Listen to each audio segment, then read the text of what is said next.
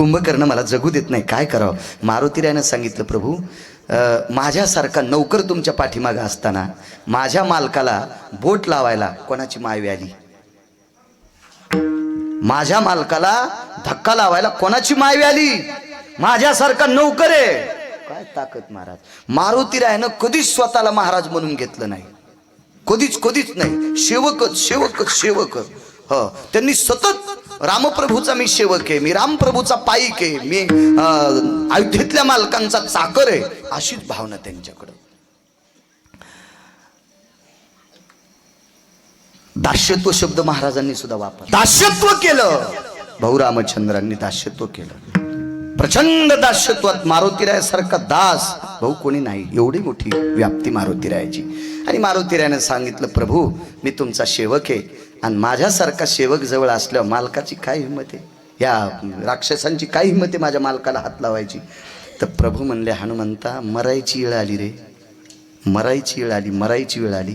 दुपार निघून गेली तरी हे बेटा मला ऐकत नाही, इतके बाण झाले तरी याला एका तिळा इतकी विजा नाही, हे मला वाचू देत नाही. मारुतीराय म्हणले, प्रभू थोडासा तासभर दम धरा, मी रावणाच्या भावाची सोय पाहतो. आणि मारुतीराय सटवीकडे गेले.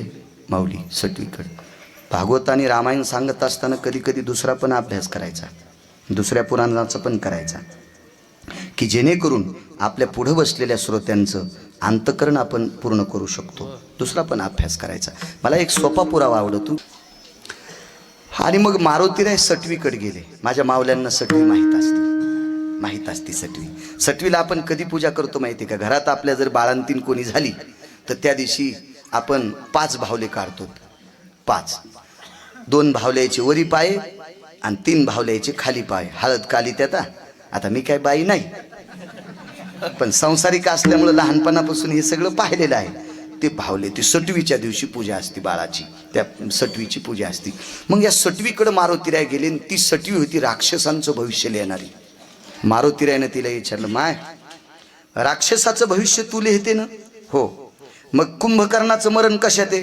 ती म्हणली, बाई तुम्ही रामप्रभूच्या पक्षात लिहित. हो हो. आणि माया खिशाला इकाड्या पक्षाचा बिल्ला आहे, मी तुम्हाला नाही बोलायची. मी ह्या पक्षाचा झेंडा आहे आमच्या घरावर लावलेला, आणि मी काय तुम्हाला बोलायचे नाही. आणि तुम्ही आमच्याकडे येऊ नका, तुमची गाडी बी आमच्या दारापुढे ठेवू नका, तुमचं तिकडंच राहू द्या, इकडे येऊच नका. तिला कळत नाही हे शेपटीवाला किती आगाव आहे म्हणून. तिच्या लक्षातच नव्हतं किती पावर आहे याची म्हणून. ध्यानातच येईन ती आपली तिच्यात भानात. मी